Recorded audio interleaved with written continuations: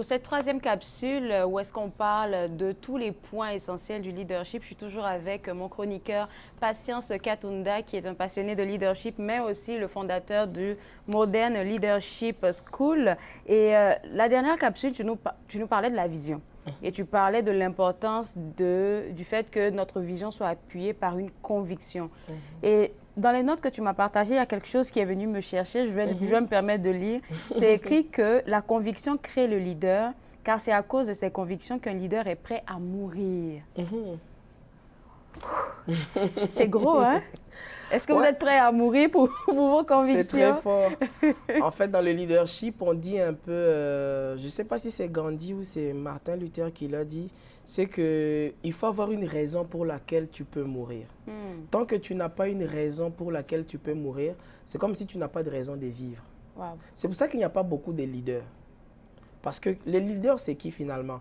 Ce sont des personnes qui franchissent des barrières apparemment infranchissables. Ce sont des personnes qui amènent des bouleversements dans la société. Ce sont des personnes qui font des choses tellement extraordinaires qu'ils inspirent les autres. Ils influencent en inspirant, soit par leur bravoure, soit par des actes, des prouesses qu'ils ont eu à faire, soit par l'intelligence qu'ils ont manifestée, soit alors par une compétence particulière. Mais ce qu'ils font est souvent extraordinaire. Et en réalité, pour atteindre l'extraordinaire, il faut être un homme de conviction. Si tu n'es pas un homme de conviction, ça veut dire que si tu vacilles un peu, tu n'es pas sûr de ce que tu veux, tu ne sais pas exactement ce que tu veux et que tu n'y crois pas, tu ne peux pas le faire. C'est pour ça que l'élément conviction est très important quand on veut être un leader. Surtout parce que quand tu veux être un leader, en fait, tu veux apporter des changements positifs. Oui. Et on sait qu'en général, les gens sont réfractaires au changement. Les gens vrai. sont réticents au changement. Ça veut dire que tu dois être vraiment déterminé. Coriace, exactement. Et pour ça, il te faut la conviction. Et la conviction, en réalité, on dit conviction, mais tu dois croire en fait en ta vision. Tu dois croire en ce que tu veux apporter. Si tu regardes en fait, un exemple de conviction, moi, qui m'a toujours ébloui, c'est Abraham Lincoln, je pense. Il est dans le parti démocrate, je pense, aux États-Unis, au XVIIIe siècle ou au XVIIe, si je ne m'abuse. Il s'oppose à la traite des Noirs, il s'oppose à l'esclavage, mais tout le monde autour de lui dit « mais tu es fou ». C'est grâce à ça qu'on vit, c'est grâce à ça que nos plantations prospèrent, c'est grâce à ça que nos entreprises marchent, qu'on gagne de l'argent et on est même élu avec ça. Comment est-ce que tu peux t'opposer à ça? Il dit non, ce n'est pas une bonne chose, il faut qu'on change ça. Tout le monde autour de lui est contre.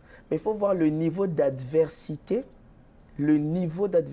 auquel il a eu à faire face, mais il a tenu bon, jusqu'au point qu'il a pu convaincre la majorité d'abolir. Wow, ce que tu dis, c'est fort.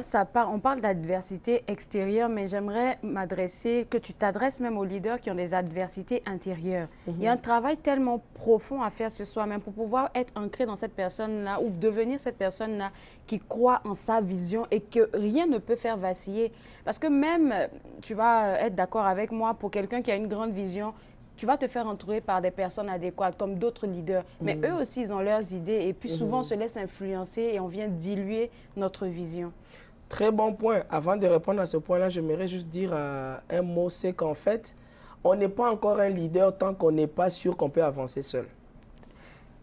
J'ai envie d'applaudir et je le fais.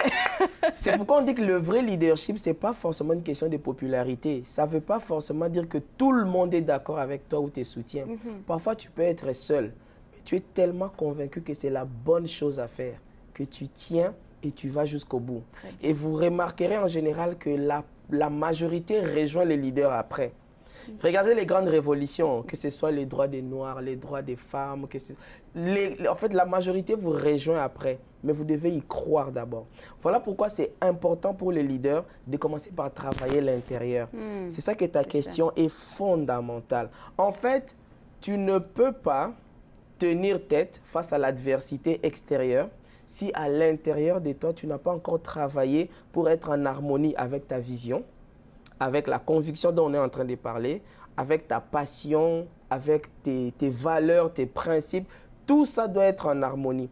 En fait, pour être un bon leader, il y a un travail interne qui doit être fait, qui doit faire qu'il faut qu'il y ait une harmonie entre ce que tu es, ce que tu fais et ce que tu as. Ce que tu fais, ce que tu es et ce que tu as. Et je pense que ce que tu es, même là, ça va déterminer vraiment tout le reste là. Et on parle toujours dans ce contexte de changer la mentalité du système de pensée. Dans certains environnements, bon, je dis n'importe quoi pour quelqu'un qui a envie de lancer. Tu as parlé d'une entreprise dans l'ancienne capsule, d'une personne qui veut lancer, je sais pas, c'était quoi pour des enfants là, des trucs à mobilité réduite. Des magasins, c'est ça. Mais si déjà même dans ton propre pays, tu te dis, mais qui en a besoin? Et tu ne te lances pas, alors que la conviction, ça veut dire que la conviction, en fait, n'est pas là. Exactement, ça veut dire que la conviction n'est pas là. En fait, la question de la conviction fait monter quelque chose quand j'entends ce que tu dis, c'est qu'en fait, le leader, c'est d'abord ce que tu es. Avant ce que tu fais et ce que tu as. Ouais. Donc, le être vient avant le faire et l'avoir. Maintenant, le problème, c'est que nous vivons dans une société où l'avoir et le faire ont plus de place. Voilà pourquoi les gens sont adulés, admirés par rapport à leur apparence extérieure, par rapport à leurs avoirs ou l'impression qu'ils donnent. Mais en réalité, c'est le être. Et pour travailler à être ce qu'on voit dans son esprit, c'est d'abord un combat intérieur. Parce que vous remarquerez, beaucoup de gens ont du mal. Pourquoi? Parce qu'en réalité, même quand on parle, par exemple, d'ouvrir des boutiques, on parle de créer une radio qui permettrait peut-être que beaucoup de gens puissent avoir accès à l'information. Ça peut être ça la vision d'un leader. On parle peut-être de faire entendre la voix des femmes ou des enfants. Ça peut être ça. Mais il faut que soi-même, on se batte contre tout ce qui nous retient et qui nous empêche de croire en ça. Et qu'est-ce qu'on peut faire en fait pour se battre contre ça? Je sais que tu as peut-être des petites astuces à partager. Pour croire en ça, en fait, c'est là que les croyances entrent en jeu. En réalité, les leaders sont toujours des hommes de foi. Ils croient toujours en quelque chose. Ils croient toujours en quelque chose, même en leur propre projet.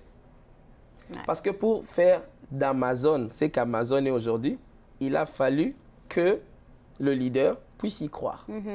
Donc, c'est un aspect qu'on ne peut pas éluder dans le leadership. À un moment donné, tu dois y croire et tu dois méditer dessus, tu dois réfléchir et tu dois te décider. La conviction vient avec la décision. Ça a été bien précis, décider. Oui, et puis la conviction vient avec ce qu'on appelle le niveau de tolérance. Qu'est-ce que tu entends par ça? Ce que tu tolères, tu ne vas pas te battre contre ça. Ce que tu tolères, tu ne vas pas le repousser. Ce que tu tolères, tu ne vas pas le changer. Là où le niveau de tolérance, par exemple, de la criminalité est élevé, le niveau de criminalité aussi est élevé.